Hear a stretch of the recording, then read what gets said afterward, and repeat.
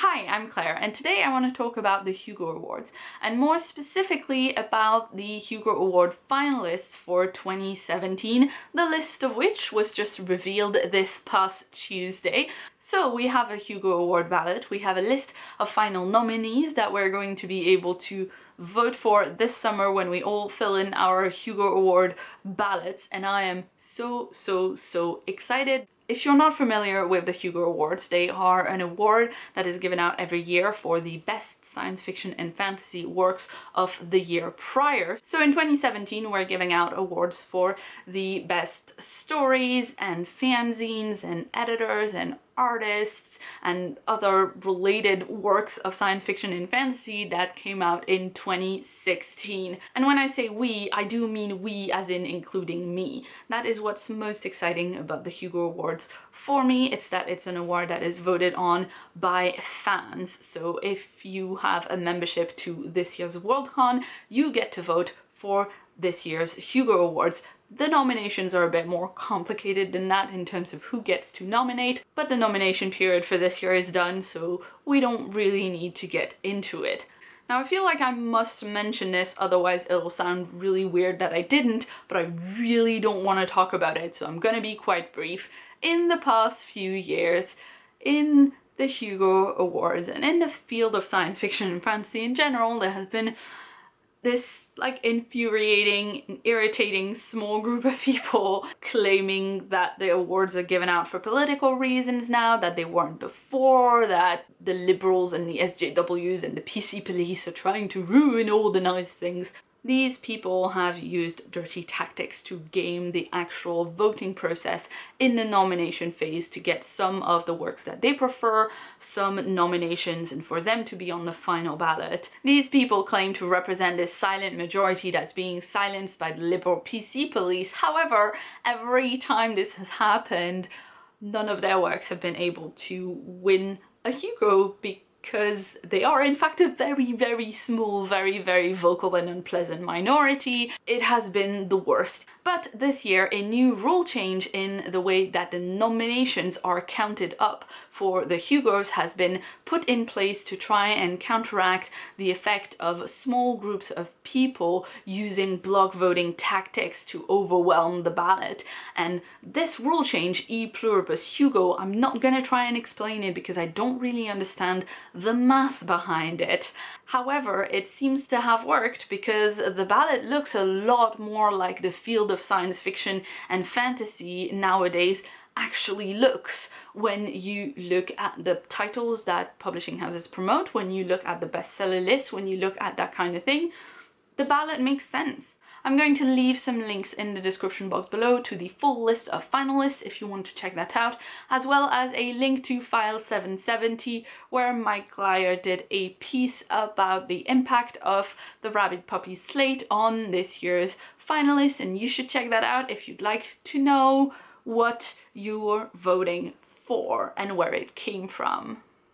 Every year I do try to read and familiarize myself with as much as possible that is on the ballot so that I can make an informed choice when it comes time to voting. I'm gonna be honest, most years I don't really get to that much of it, but I've got a good feeling about this year because a lot of the things that are on the ballot are things that I already knew I wanted to check out. So I've got everything together in a notebook. I've got one page where I've put everything I want to check out separated per category, and then I have given myself separate pages where I organize things time-wise, because the Hugo Award voting period closes on the 15th of July, so that's 3 months from now, and I try to divide things fairly evenly between the 3 months so that I have time to also read other things that are not for this reading project. First, in Best Novel, which is what you saw on the thumbnail of this video, we've got The Obelisk Gate by N.K. Jemisin and A Close and Common Orbit by Becky Chambers, both of which I not only read but also nominated for the award, so I'm super excited that they are on the list. One of the other books nominated is Death's End by Liu Cixin. This is the third book in his Three-Body Problem trilogy, and I'm not going to read that because I tried reading the Three-Body Problem and I'm one of the only people out there, I think, that really didn't like it. I DNF'd it, I couldn't finish it. I thought it was quite confusing and I didn't really care much for the characters, so I'm not going to force myself to read 2 books I probably wouldn't like just to get to this one. However, I do want to check out the other 3 books, which are Nine Fox Gambit by Yoon-Ha Lee. I know that particularly Elizabeth from Books and Pieces really loved this, so I'm really excited to check it out. We've also got All the Birds in the Sky by Charlie Jane Anders. I bought this on release like in January of 2016, still haven't read it. And then we've also got Two Like the Lightning by Ada Palmer, which I know that Rachel over at Culinati really loved. So again, another one I'm excited to read because of excellent recommendations by people whose taste I trust. Now on to the novellas. I've read 2 of the finalists, Every Heart a Doorway, which was one of my favorite books of last year and I also nominated it, so I'm chuffed to see it on the list, as well as The Ballot of Black Tom. The other nominees are The Dream Quest of Velvet Bow, Penric and the Shaman, A Taste of Honey, and This Census Taker. I've already got The Dream Quest of Velvet Bow on my Kindle. I already wanted to check it out, so I'll definitely be reading that. And I will also be reading This Census Taker. Now I know this is a Slate nominee for the novella category, but it's also a very well-regarded novella by China Miéville. You do not get to claim China Miéville. Both Penric and the Shaman and A Taste of Honey are second books, but they are second books in novella series, so it shouldn't be too long to read the first and the second one as well. I started reading The Sorcerer of the Wild Deeps, which is the first book in Kaya Shanti Wilson's series, which is followed by A Taste of Honey, and I didn't love it, but I know a lot of other people do, so I'll give it another try.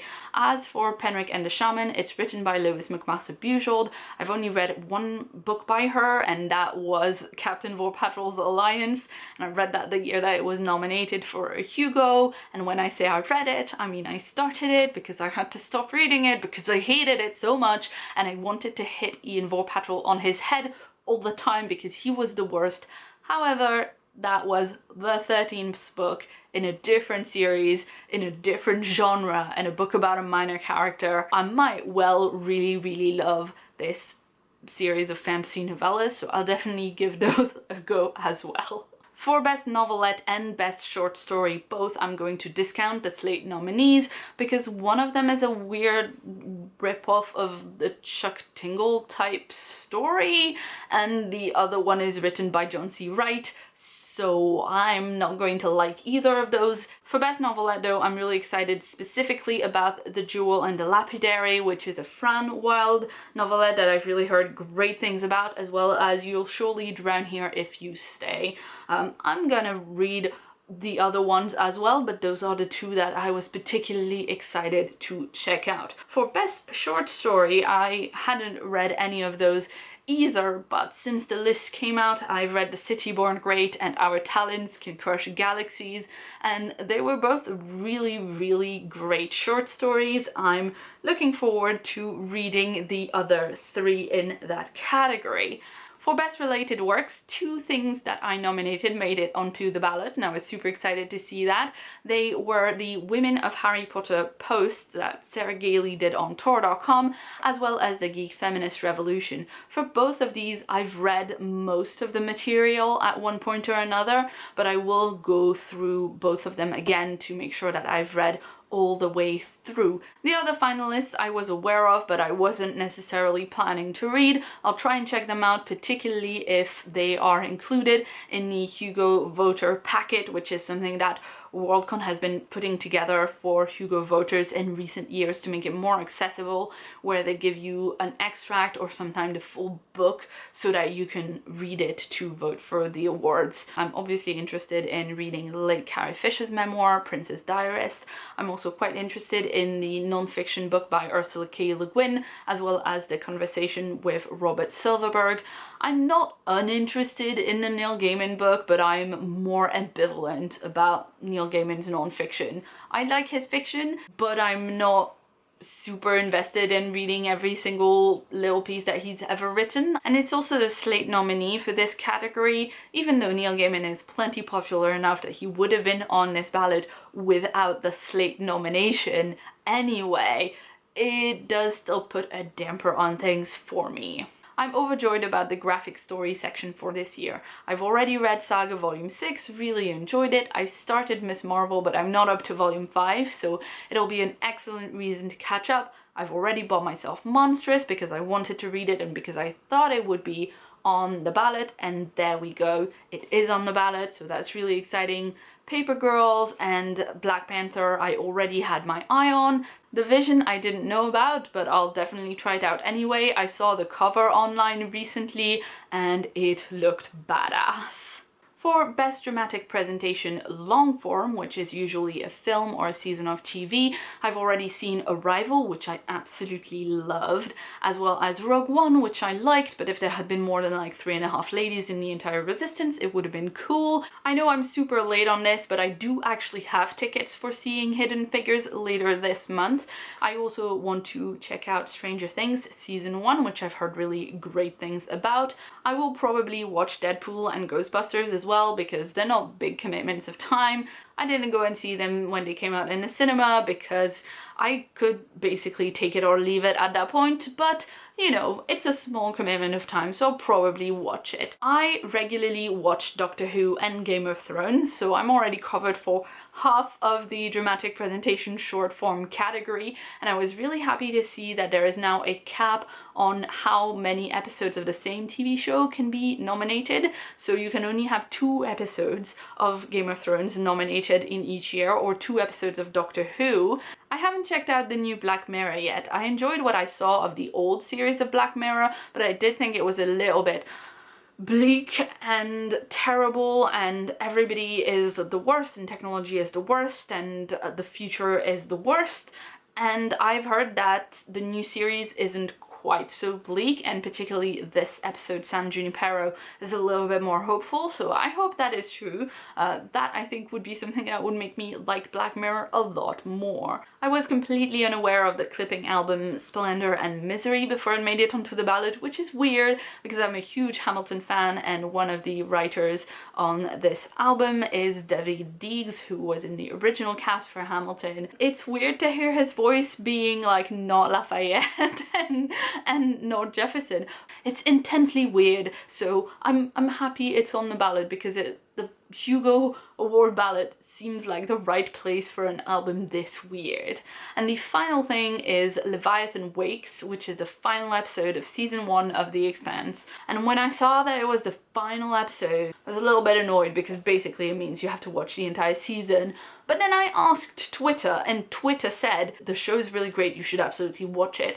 So we're watching The Expanse, I guess. So this year in Best Fan Cast, out of the 6 finalists, we have 1 Slate nominee, which I'm going to completely ignore and not bother myself with because it annoys me so much that they have put someone here in one of the slots that matches the most to me. In most categories, I find it really difficult to fill the ballot with 5 things. In Best Fan Cast, I have a short list of like 20 that I have to whittle down. But out of the 5 remaining legitimate finalists, there are 4 that I already listened to, and all 4 of them I have nominated for Hugos at some point in the past, if not this year. The final nominee I don't already listen to is the Coode Street podcast, so I'll have to try and give that one a go as well. I think they might well put some highlights from 2016 in the Hugo voter packet, so I'll definitely be careful to listen to those. And I think that's going to be it for me for this video because I've been recording for a long while. It's pretty late now, and most of the other categories would be quite difficult to go through in a more succinct manner. I hope you enjoyed this quite rambly rundown of my plans for the Hugo Awards, but do let me know in the comments below what it is that you're excited to check out this awards season, whether it is the Hugos that you completely nerd out about like me, or whether it's a different awards, or whether it's all of the award, who knows. If you'd like to see more from me, you can check out a previous video up here, and if you haven't yet, please hit that subscribe button on my face right here for more videos from me every week. I've been Claire, thank you so much for watching, and see you soon.